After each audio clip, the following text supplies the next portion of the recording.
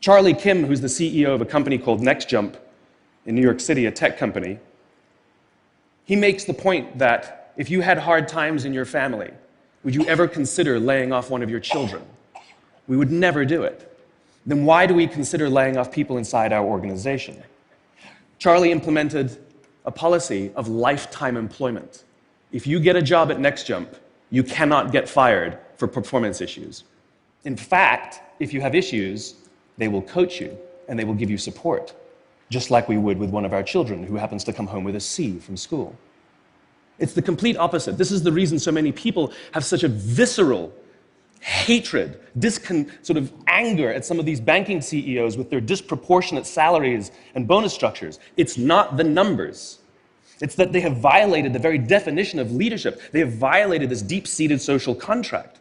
We know that they allowed their people to be sacrificed so that they could protect their own interests. Or worse, they sacrificed their people to protect their own interests. This is what so offends us, not the numbers. Would anybody be offended if we gave a $150 million bonus to Gandhi? How about a $250 million bonus to Mother Teresa? Do we have an issue with that? None at all. None at all. Great leaders would never sacrifice the people to save the numbers. They would sooner sacrifice the numbers to save the people. Bob Chapman, who runs a large manufacturing company in the Midwest called Barry Waymiller, in 2008, was hit very hard by the recession, and they lost 30% of their orders overnight. Now, in a large manufacturing company, this is a big deal, and they could no longer afford their labor pool. They needed to save $10 million. So, like so many companies today, the board got together and discussed layoffs. And Bob refused. You see, Bob doesn't believe in head counts. Bob believes in heart counts. And it's much more difficult to simply reduce the heart count. And so they came up with a furlough program. Every employee from secretary to CEO was required to take 4 weeks of unpaid vacation. They could take it any time they wanted, and they did not have to take it consecutively. But it was how Bob announced the program that mattered so much. He said, it's better that we should all suffer a little than any of us should have to suffer a lot. And morale went up.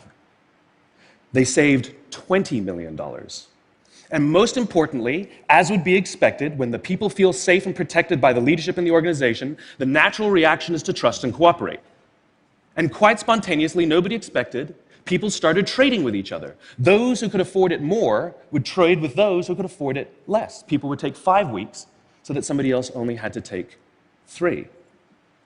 Leadership is a choice. It is not a rank. I know many people at the senior-most levels of organizations who are absolutely not leaders. They are authorities, and we do what they say because they have authority over us, but we would not follow them. And I know many people who are at the bottoms of organizations who have no authority, and they are absolutely leaders. And this is because they have chosen to look after the person to the left of them, and they have chosen to look after the person to the right of them. This is what a leader is.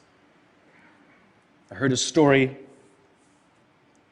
of some Marines who were out in theater, and as is the Marine custom, the officer ate last, and he let his men eat first.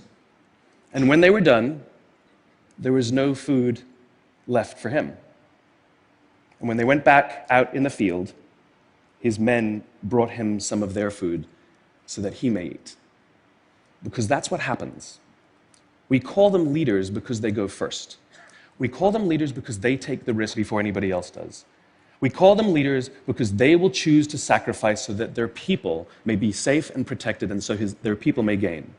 And when we do, the natural response is that our people will sacrifice for us. They will give us their blood and sweat and tears to see that their leader's vision comes to life. And when we ask them, why would you do that? Why would you give your blood and sweat and tears for that person? They all say the same thing. Because they would have done it for me. And isn't that the organization we would all like to work in? Thank you very much. Thank you. Thank you.